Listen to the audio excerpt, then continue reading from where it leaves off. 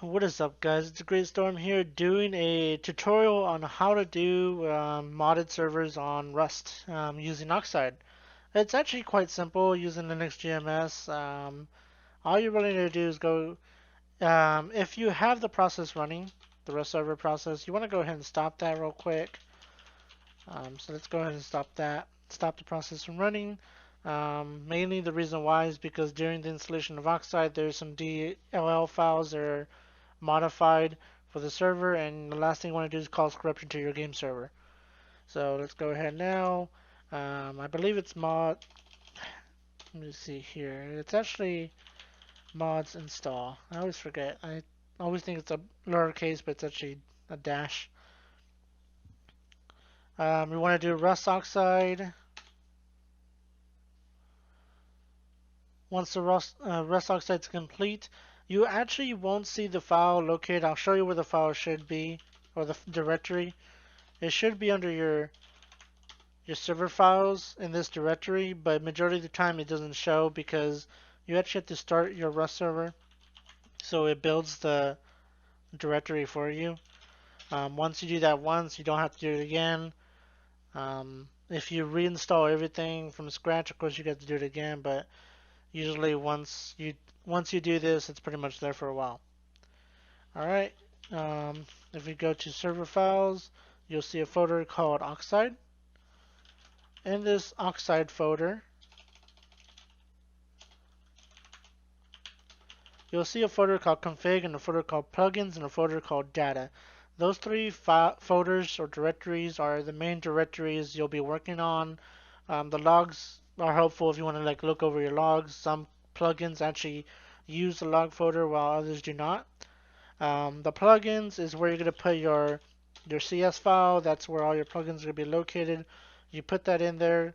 When the plugins get created, it creates a config, a JSON config, as well as a data config.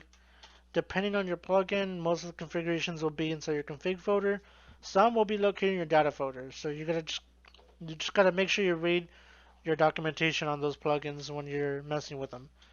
We're gonna give a minute for the Rust server to come back online. Once the server is back online, I'm gonna go ahead and explain how to install a plugin and how to configure it. Alright, so our Rust server is back online, so let's go ahead and go to the plugins folder. I typically use a wget when doing this. Just right click the download button, say copy link by address. Do wget, let's make sure, yep, it's installed. Yep, do wget. Once you do the wget, it does the installation already. I already have a pre-configuration of this server. So let's go ahead and do a Oxide plugins. It will list me all the plugins installed.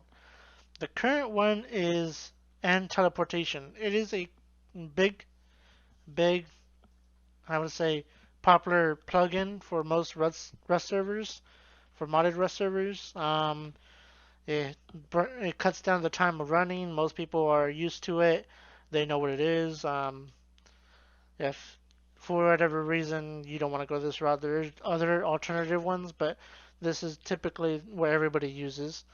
Um, it's pretty straightforward. You just come over here, you do the configurations, make sure you read your notes. One of the things you have to keep in mind when working with plugins is permissions. When you have a new user that logs into your server, they'll be under the user called default. That's where every player is assigned to when they log into your server. So you gotta make sure that if you want everybody to have access to a specific like capability, like teleportation home, if they want to set a home, you want to say Oxide grant group default and then the permission. You also want to make sure that you don't put a lot of other stuff in here, like TP is for one a admin control where you can teleport to anybody, make anybody teleport to you. Um, this is the next part. We're gonna work on JSON. I'm just gonna show you a quick interview over the config for the JSON. The reason I picked NPC teleportation was because the JSON's really clean, easy to use, not a bunch of places you have to go to.